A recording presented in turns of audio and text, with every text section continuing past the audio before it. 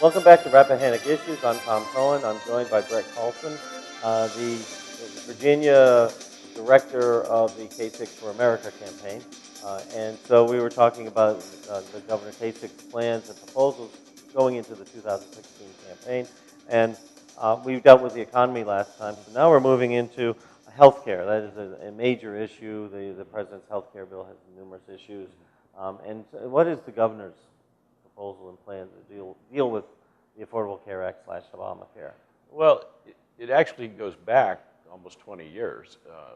What he has proposed, first and foremost, he's opposed to the Affordable Care Act because he feels that it has damaged the delivery of health care to the American people. And what he really would like to do is do a complete reform of the program, of Medicaid, using that as a means to provide insurance to Americans who cannot afford insurance. And this is not something new. This is not something that has been a proposal because of the Affordable Care Act.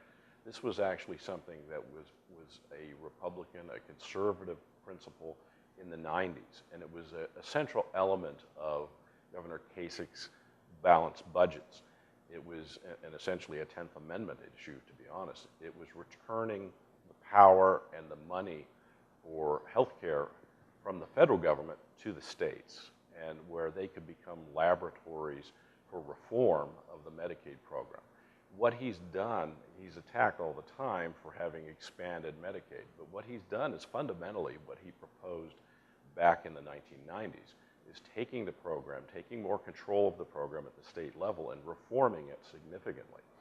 The program has now been, the cost of the program has been reduced from about 10% a year to about 2% a year under his stewardship.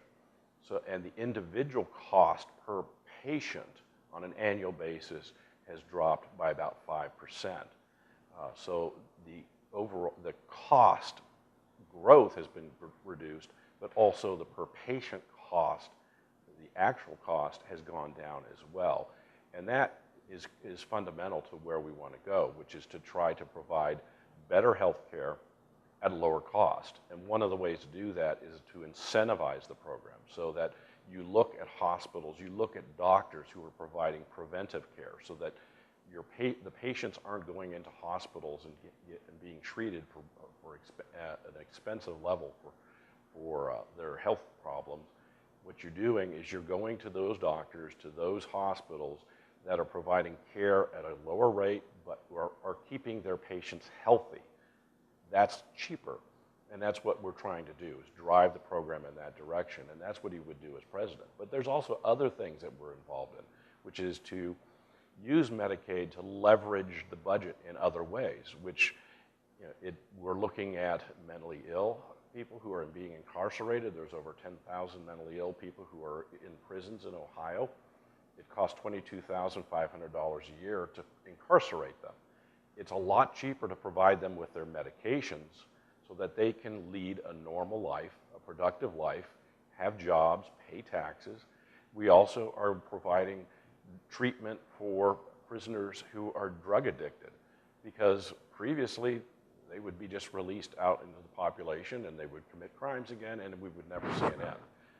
What has happened now is where we're treating them before they are released, the recidivism rate is half the national average.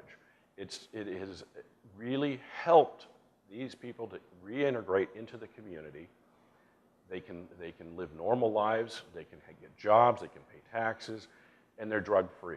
And this is something that's really important. And when you do this, when you're dealing with the mentally ill who are incarcerated, when you're dealing with the drug addicted, what you're doing is you're also lowering criminal justice costs, because you're not paying to incarcerate them, you're not paying to have to arrest them, you're not paying to have to go through the court system. So it has an effect on the overall budget.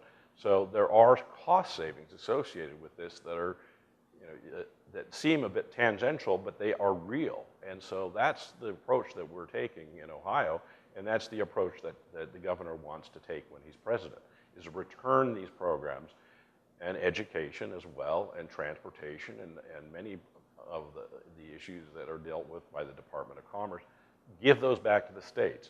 Let the states handle those things, and let the federal government handle the federal issues like defense, which is critical, and foreign affairs. And you talked about the drug aspect of it, and we've had a show on heroin, and just the spread of heroin in this country is just amazing. To communities you wouldn't really think are having problems with it. And heroin, it was a big issue. The heroin epidemic was a big issue in New Hampshire. It was huge, and he spoke directly to that.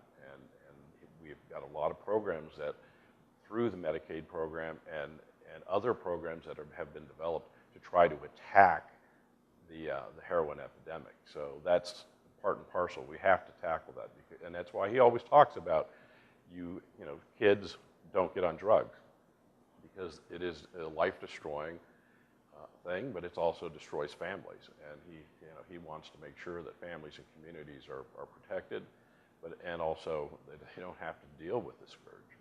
And it's sort of interesting because this week there was one of the cities in the country is talking about giving out needles and having sort of safe zones for heroin users, and yet the governor's attitude seems to be, well, the better way to deal with the problem is to help them so that they're not addicted. Absolutely.